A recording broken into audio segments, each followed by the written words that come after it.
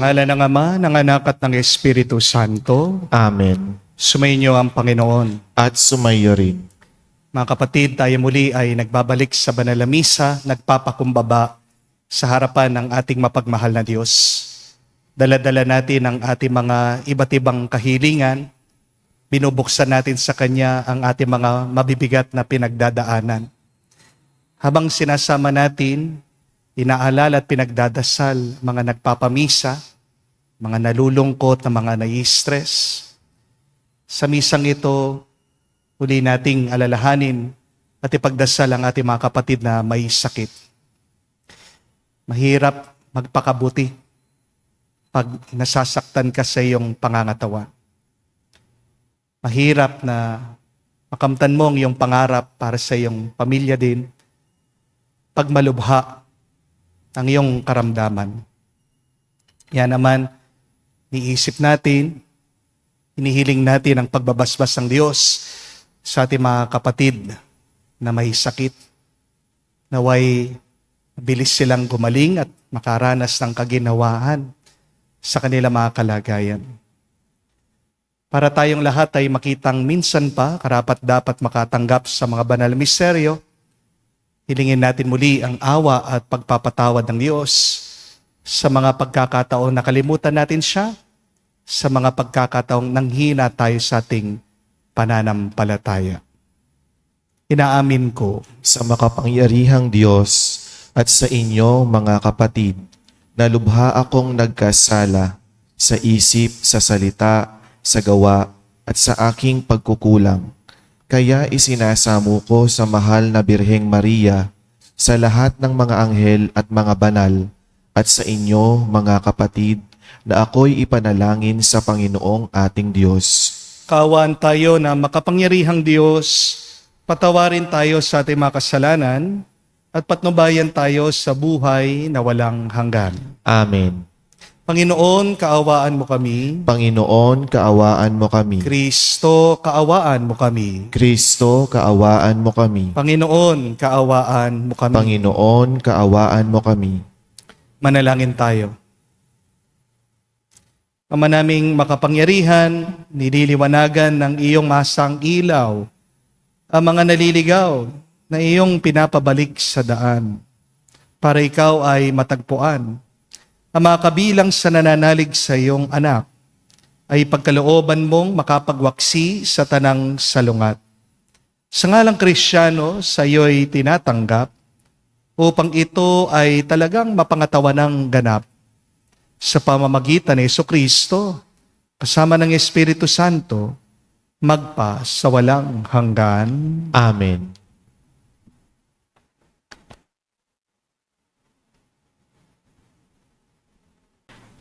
Pagbasa mula sa aklat ng Exodo. Noong mga araw na iyon, naglakbay ang mga Israelita patungong Sukot. Humigit kumulang sa 600,000 ang mga lalaki bukod pa sa mga babae at mga bata. Maraming hindi Israelita ang sumama sa kanila. Marami silang dalang tupa, kambing at baka. At niluto nila ang dala nilang gagawing tinapay na wala pang lebadura. Hindi nila ito nakuhang lagyan ng lebadura sapagkat apurahan ang kanilang pag-alis sa Ehipto. Wala na silang panahong magluto ng pagkain.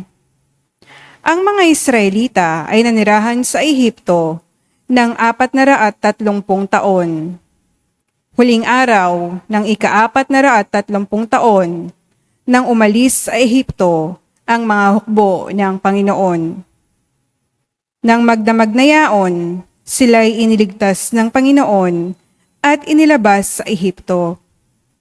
Kaya ang magdamag na yaon ay itinalaga nila sa pag-aalaga, sa pag-aalaala, sa pagliligtas sa kanila ng Panginoon. Ang pag-aalaalang yaon ay patuloy nilang gagawin habang panahon. Ang salita ng Diyos. Salamat sa Diyos. Ang pag-ibig ng may kapal ay tunay na walang hanggan. Ang pag-ibig ng may kapal ay tunay na walang hanggan. O pasalamatan ang Panginoong Diyos, pagkat siya'y mabuti. Ang kanyang pag-ibig ay pangwalang hanggan at mananatili. Nang tayo'y malupig ng mga kaaway, di niya nilimot.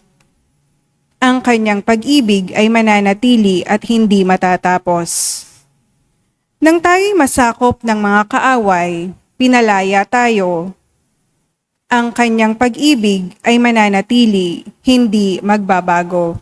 Ang pag-ibig ng may kapal ay tunay na walang hanggan. Ang mga panganay ng mga Ehipsyo'y kaniyang pinatay. Ang kanyang pag-ibig ay di kumukupas at pangwalang hanggan.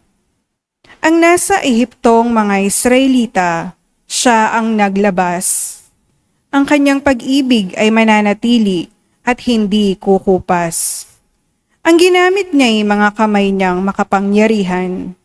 Ginawa niya ito pagkat ang pag-ibig niya'y walang hanggan. Ang pag-ibig ng may kapal ay tunay na walang hanggan. Ang dagat ng tambo ay kanyang hinati at natuyong tunay. Ang kanyang pag-ibig ay hindi kukupas at pangwalang hanggan. Ang pinili niyang bayan ng Israel ay doon dumaan. Ang pag-ibig niya ay hindi kukupas at pangwalang hanggan. Ang harit Faraon at ang hukbo nito ay kanyang nilunod. Ang pag-ibig niya ay pangwalang hanggan, hindi matatapos. Ang pag-ibig ng may kapal ay tunay na walang hanggan.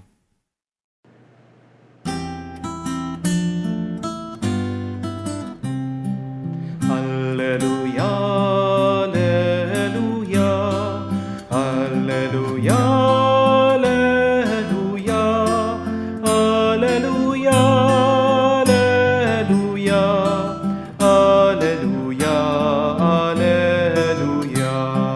alleluia, alleluia, alleluia, alleluia. Pinagkasundo ni Kristo ang Diyos at mga tao, kaya't napatawad tayo. Sumainyo ang Panginoon. At sumayo rin. Ang mabuting balita ng Panginoon ayon kay San Mateo. Papuri sa iyo, Panginoon. Nung panong iyon, umalis ang mga Pariseo at nag-usap-usap kung paano ipapapatay si Jesus.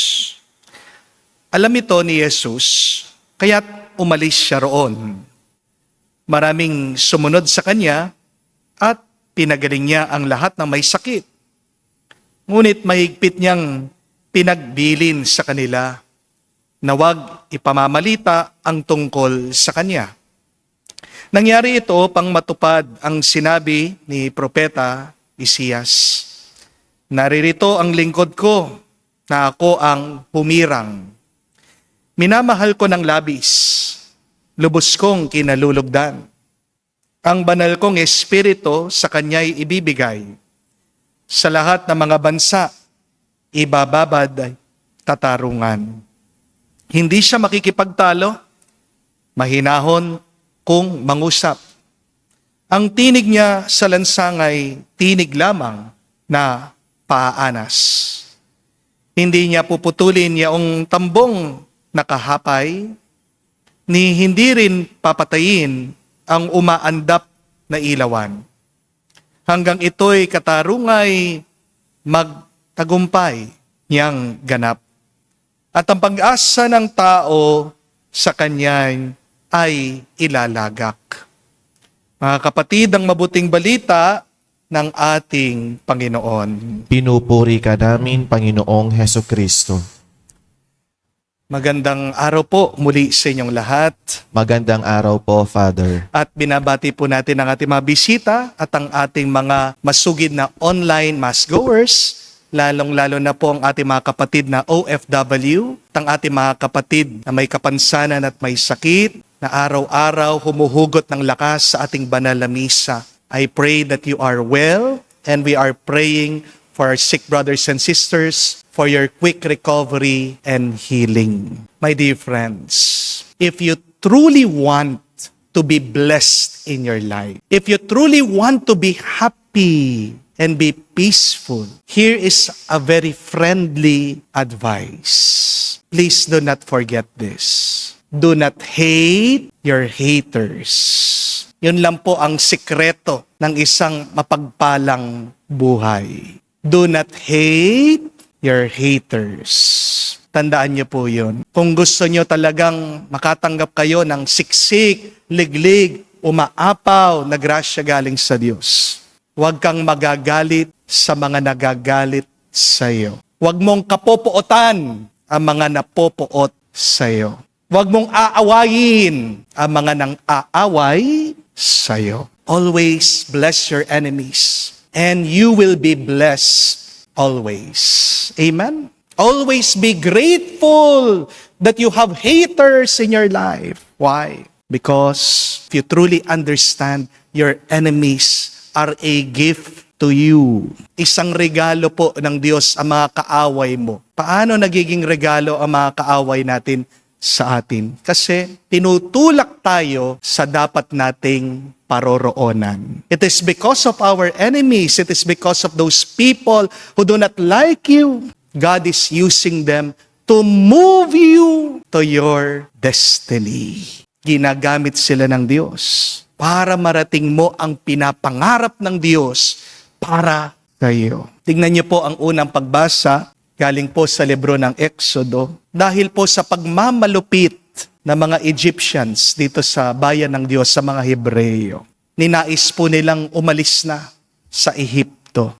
Kung hindi po sila pinagmamalupitan, hindi sila aalis. Hindi sila makakarating dun sa tinatawag na promised land. Ang Ehipto, hindi naman po, yan talaga yung kanilang lupain. Meron pang mas magandang lupain para sa kanila. Pero para sila ay umalis na, kailangan nilang makaranas ng hirap dito po sa mga taga-Ehipto. Ang pananakit ng mga Egyptians sa kanila ay paggising para mamulat sila sa ano ba ang kagustuhan ng Diyos para sa kanila. At sa ating pong ebanghelyo, itong si Jesus daw, pinagpaplanuhang patayin ng mga Pariseo. Di ba ang dami na niyang ginagawang kababalaghan, milagro, ang dami niyang tinutulungan ng mga tao. Pero dahil naiinggit itong mga Pariseo sa kanya, gusto po siyang i-eliminate. Gusto siyang patayin. Gustong alisin ng ating Panginoon. At dahil alam po ito ni Jesus, anong ginawa niya? Umalis siya, lumayo siya, iniwasan niya sila. Pero dahil po dito sa paglayo ng ating Panginoon sa mga Pariseo, anong nangyari? Nakalapit naman siya dun sa mga taong may sakit at pinagaling niya sila. Look at that. It is because of Jesus' haters that he was pushed to the direction to where he needed to be. Kaya mga kapatid, wag mong iisipin na ang iyong paglayo ay pagsuko. To distance yourself from your haters is not a sign of weakness. It is wisdom, and it is also part of God's plan. So remember this, my dear friends. If you're brave enough to say goodbye, God will reward you with a new hello. Kung matapang ka, bitawan mo kung anong nandyan sa iyong harapan. Gagantimpalaan ka ng Diyos ng bagong grasya, bagong bendisyon para sa iyo. Ang tanong, kanino ka ba dapat magpaalam na? Please say goodbye to your haters so that you will have peace in your heart. Say goodbye to your sickness, to your illness, so that you can have new strength and renewed health. Say goodbye to your anger, so that you can say hello to joy and happiness. Say goodbye to your sins, so that you can receive and say hello to God's blessings. Tandaan mo, bago mo makuha ang para sa'yo, kailangan mo munang ipaglaban ito. Amen? If you're going to get to where God wants you to be, you have to experience oppositions. Natural po talaga, di ba, kapag umaakyat ka, makakaranas ka ng bigat. The more that you go up, the more that you're being pulled down. Ang tawag po natin dyan sa physics is gravity. At ang tawag po natin dyan sa totoong buhay, yung mga nanghihilas sa iyo, ay yung mga haters mo, yung mga bashers mo. Pero kapag sobrang bigat na ng iyong nadarama, kapag hirap ka na, tandaan niyo po ito, kapatid.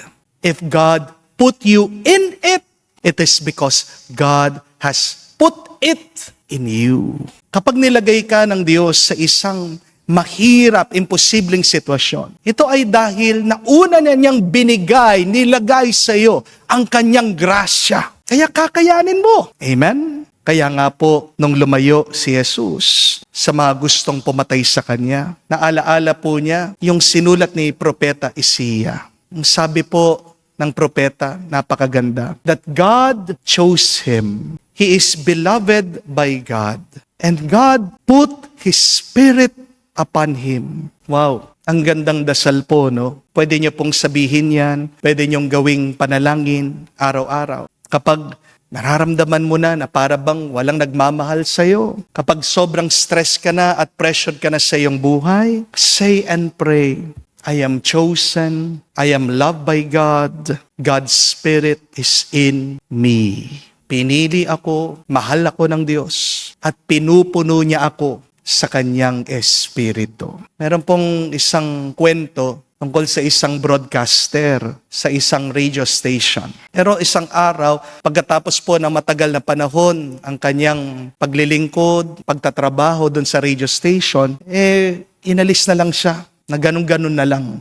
At papalitan daw siya ng mas bata sa kanya. Kaya kahit po masama ang loob nitong broadcaster, pumayag po siya. Iniwan niya yung kanyang time slot, pero talagang napakabigat po sa kanyang puso. He felt so betrayed. Sakit po ng kanyang loob. At naisip niya, kung palagi na lang niyang binabalikan itong kanyang karanasan, hindi siya magiging masaya. Pero para lumaya na siya, alam niyo po yung ginawa niya para maalis yung kanyang galit. Nag-donate po siya, nagbigay po siya ng pera para doon sa bagong show na papalit sa kanya. Nung ginawa po niya yun, naging magaan, naging mas masaya daw siya. Pero alam niya po kung ano nangyari. Ilang buwan lang po, binalikan siya nung station manager, tinawagan siya. Nagmamakaawa na bumalik na siya sa radio station. Kasi daw, yung pumalit sa kanya kahit na bata, walang masyadong karanasan, bumaba daw po yung ratings nila sa radio station. At ngayon, na siya'y babalik na, binigyan siya ng mas magandang time slot. Look at that, my dear friends. Sometimes, opposition means opportunity. Amen? Remember that. A zero can mean nothing. And yet, positively, you can look at the zero as a new beginning. Pwedeng yung zero, wala eh. Pero yung zero, pwede mong makita na bagong simula, malinis ang lahat. Di po ba? Mga kapatid, pasalamat kayo kapag merong mga taong ayaw sa inyo kasi sila ay isang tanda lang ng Diyos. Tinutulak ka nila sa mas magandang lugar, mas magandang posisyon, mas makakatulong pa sa iyong misyon. Magandang itanong, sinong nagpapahirap sa iyo? Ano ba ang nagpapabigat sa iyo? Dasal mo yan, pasalamatan mo yan sa Diyos. Dahil dyan, gamitin mo yan. Tungtungan, tapakan, para umangat ka. Para marating mo ang pinapangarap ng Diyos para sa iyo. Huwag mong kakalimutan, kung mas mahirap ang misyon, meron naman yang kaakibat na mas maganda, mas maraming bendisyon. Amen. Tumayo po tayo. Alay po natin ngayon sa Diyos ang ating mga dasal at panalangin. Pumaling tayo ngayon sa ating Diyos amang mahabagin. Siyang hindi tumatalikod sa mga naghihirap at mga nangangailangan. Ating sabihin, Panginoon, dinggin mo kami. Panginoon, dinggin mo kami. Ang simbahan naway makita bilang tahanan para sa mga mahihina at mga dukha, manalangin tayo sa Panginoon. Panginoon, dinggin mo kami. Ang mga lingkod publiko naway tunay na maglingkod sa kanilang pinamumunuan ng may matuwid na hangarin, manalangin tayo sa Panginoon. Panginoon, dinggin mo kami. ang mga nagtalaga ng kanilang mga sarili sa kabanalan, naway ibigay ang buong buhay nila sa Diyos at sa simbahan sa pamamagitan ng kanilang pagiging saksi. Manalangin tayo sa Panginoon. Panginoon, dinggin mo kami. Sa katahimikan po ng ating puso, banggitin natin sa Diyos ang ating mga personal na pangangailangan. Mahabaging Ama, gawin mo kami tunay na mga lingkod ng iyong pagmamahal. Maging katulad nawa kami ng iyong anak na dumating, hindi upang paglingkuran, kundi upang maglingkod. Hinihiling namin ito sa pamagitan ni Kristo, aming Panginoon. Amen.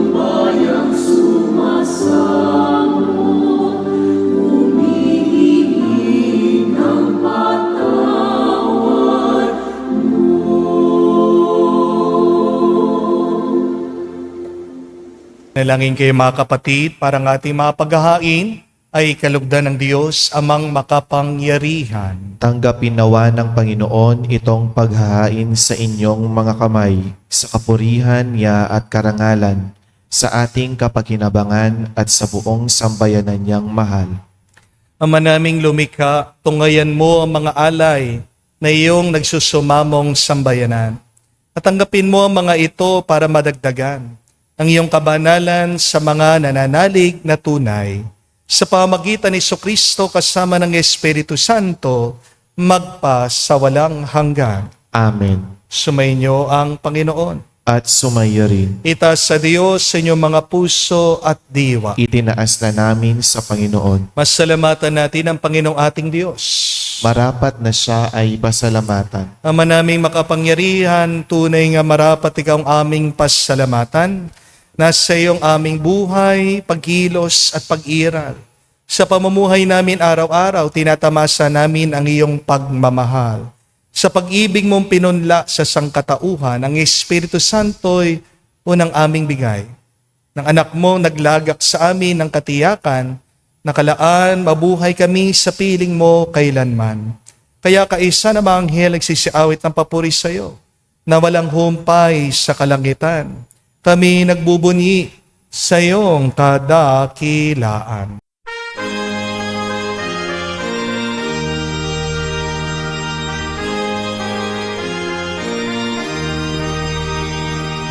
Santo, Santo, Santo, Panginoong Diyos ng mga hukbo. Napupuno ang langit at lupa ng kadakilaan mo. Hosana sa kalitasan, pinagpalang na paninito sa ngalan ng Panginoon. Hosana sa kalitasan, Hosana sa kalitasan.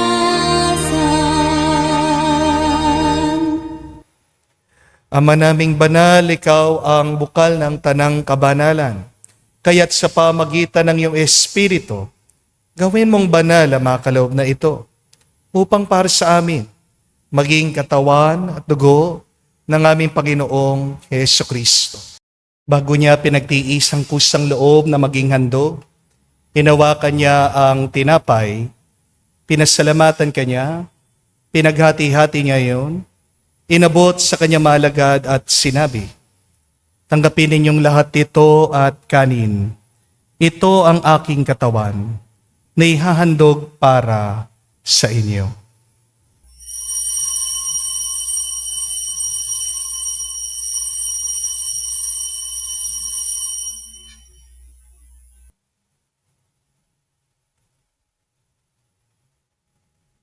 Gayon din naman na matapos ang hapunan, hinawakan niya ang kalis, muli kanyang pinasalamatan. Inabot niya ang kalis sa kanya malagad at sinabi, "Tanggapin ninyong lahat ito at inumin. Ito ang kalis ng aking dugo, ng bago at walang hanggan tipan.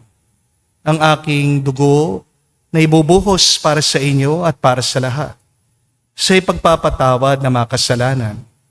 Gawin ninyo ito sa pag-alaala sa akin."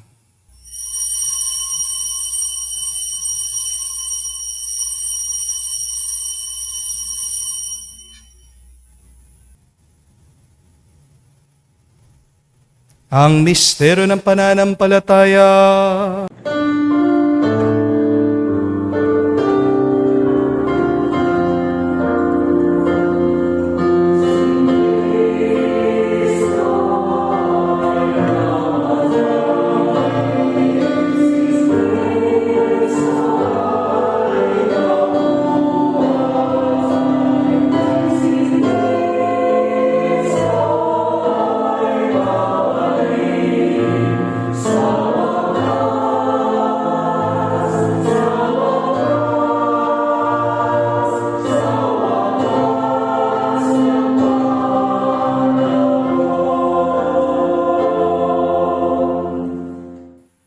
Ang mga ginagawa namin ngayon ng pag-alaala sa pagkamatay muling pagkabuhay ng iyong anak. Kaya tinialay namin sa iyo ang tinapay nagbibigay buhay at ang kalis na nagkakaloob ng kaligtasan. Kami nagpapasalamat dahil kami iyong minarapat na tumayo sa harap mo para maglingkod sa iyo. Sinasamo namin kami magsalo-salo sa katawan at dugo ni Kristo ay mabuklod sa pagkakaisa sa pamamagitan ng Espiritu Santo. Amalingapin mong iyong simbahan, laganap sa buong daigdig. Puspusin mo kami sa pag-ibig. Kaisa ni Leon ang aming Santo Papa, si Florentino aming Arsobispo at ng Tanang Kaparian. Alalahanin mo rin ang aming mga kapatid na nahimlay, may pag-asang sila'y muling mabubuhay. Gayon din naman lahat ng mga pumanaw. Kawan mo't sila't patuloyin sa iyong kaliwanagan. Kawan mo't pagindapatin kaming lahat na makasalo sa iyong buhay na walang wakas. Kaisa na mahal na Birhen Maria, Ina ng Diyos. Kaisa ni San Jose, ang kanyang maluwalhating esposo. Kaisa ng mga apostol, lahat ng mga banal, na namuhay dito sa daigdig na kalugod-lugod sa iyo. May pagdiwang nawa namin ang pagpupuri sa kararangal mo sa pamagitan ng iyong anak aming Panginoong Heso Kristo. Sa pamamagitan ni Kristo, kasama niya at sa Kanya, ang lahat ng parangal at papuri ay sa iyo, Diyos Ama, makapangyarihan, kasama na Espiritu Santo, magpasawalang hanggan. Amen, amen, amen. Sa nakagaling na utos sa turo ni Jesus sa Panginoon natin na Diyos, ipahayag natin ang lakas, loob.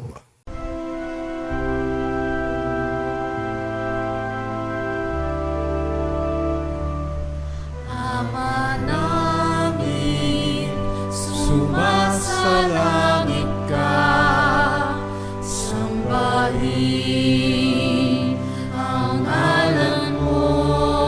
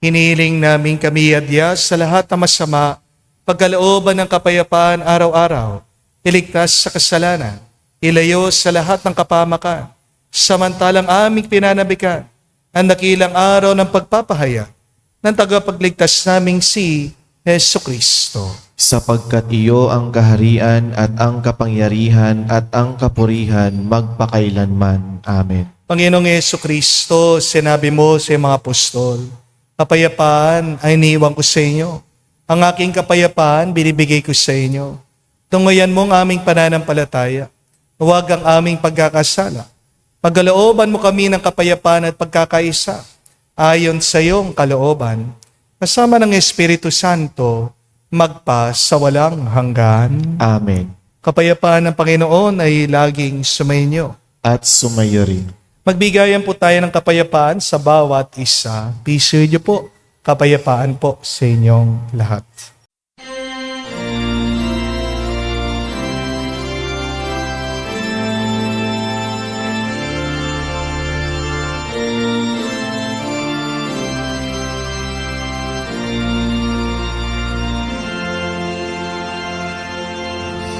Kordero ng Diyos na nagalis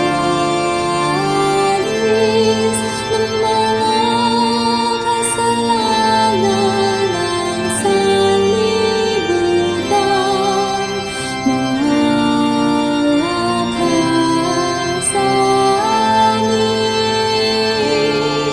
amin, maawa ka sa amin. Kordero ng Diyos na nagalis ng mga kasalanan ng sanlibutan, maawa ka sa amin. Kordero ng Diyos na nagalis ng mga kasalanan ng sanlibutan, ipagkaloob mo sa amin ang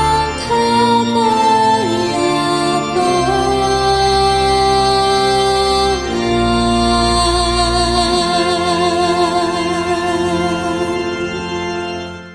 Mga kapatid, naririto ang ating Panginoong Yesu Kristo, ang Kordero ng Diyos. Siya nag-aalis sa mga kasalanan ng sanlibutan.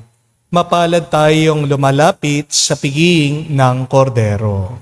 Panginoon, hindi ako karapat-dapat na magpatuloy sa iyo, ngunit sa isang salita mo lamang ay gagaling na ako.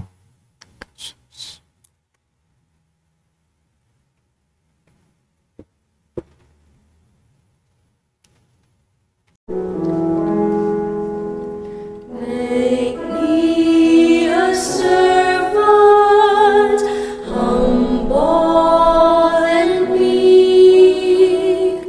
Lord, let me lift up those who are weak, and make the prayer of my heart always be. Make me a servant, make me a servant, make me a servant today.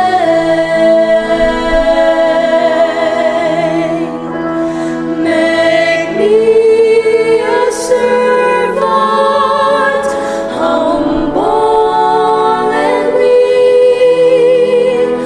Lord, let me lift up those who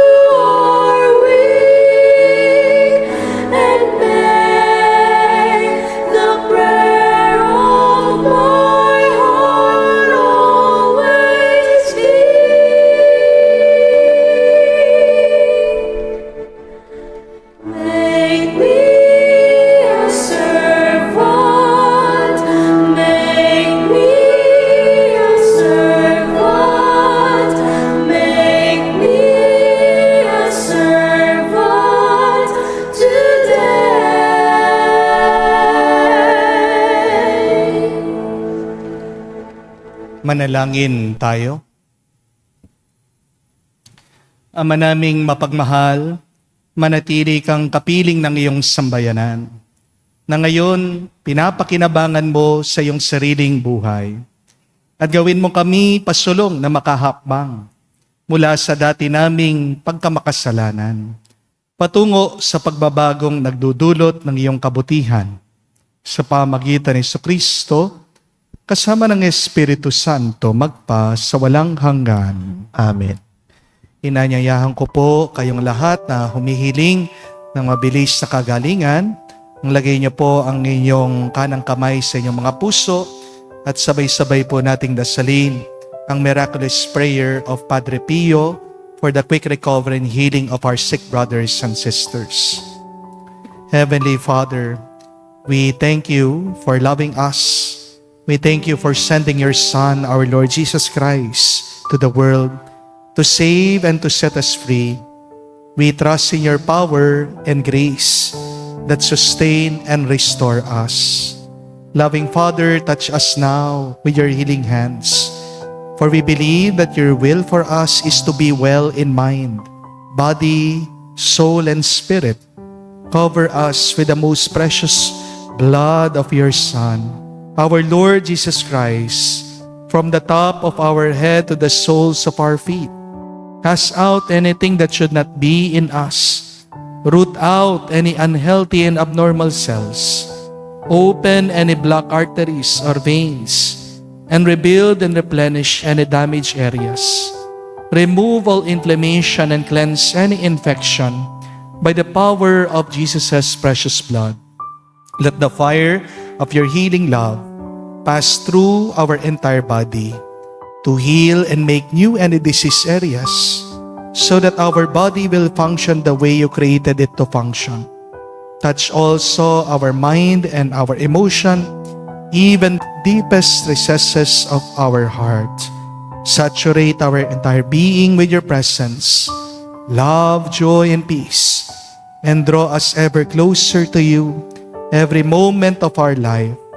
And Father, fill us with your Holy Spirit and empower us to do your works, so that our life will bring glory and honor to your holy name. We ask this in the name of Jesus Christ, our Lord. Amen. Nihiling po din natin ang tulong at dasal ng ating mahal na ina, si Maria. Hail Mary, full of grace, the Lord is with you. Blessed are you among women, and blessed is the fruit of your womb, Jesus. Holy Mary, Mother of God, pray for us sinners now and at the hour of our death. Amen. Padre Pio Petralcina, pray for us. Muli po, mga kapatid, kung gusto nyong maging mas pinagpala ang iyong buhay, huwag nyong kamumuhian ang mga galit sa inyo, mga ayaw sa inyo. For a truly blessed, happy, and peaceful life, do not hate your haters. Yang sakit mo, hater mo din yan, basher mo din yan. Mahalin mo yan. Kasi may dahilan ng Diyos bakit pinagkakalooban tayo ng mga tao na nagpapahirap sa atin, mga sitwasyon na nagpapabigat sa atin. Opposition means opportunity. Tinutulak ka. Yung mga taong ayaw sa iyo, yung mga sitwasyon na mahihirap para mapunta ka sa dapat mong kalagyan, sa dapat mong paroroonan. If you're sick, what does God want you to do? God wants you to stay in your homes with your family to rest. Hindi po ba? Kasi wala kang tigil na nagtatrabaho, wala kang panahon para sa kanya at para sa pamilya mo. Do not hate your sickness. Bless your sickness. Kung meron kang katrabaho, kapitbahay, chinichismis ka, sinisiraan ka, bless that. Because that blessing will return to you. Kaya tandaan mo, pag merong pumipigil sa'yo, nahatak ka pababa, ibig sabihin, mas umaangat ka sa iyong buhay. Tumataas na ang iyong kalagayan. Kaya always thank the Lord And thank God for your haters, for your difficult situation. Kapag inaalay mo lahat sa Diyos, babalik sa iyo yan bilang pagpapala at bendisyon ng iyong buhay. Sumayin ang Panginoon. At sumayo rin. At kayo'y basbasan ng Diyos, makapangyarihan sa lahat, sa ngalan ng Ama, ng Anak, ng Espiritu Santo. Amen. Ang ating misa ay natapos na. Pumayo kayo sa kapayapaan ni Kristo. Salamat sa Diyos.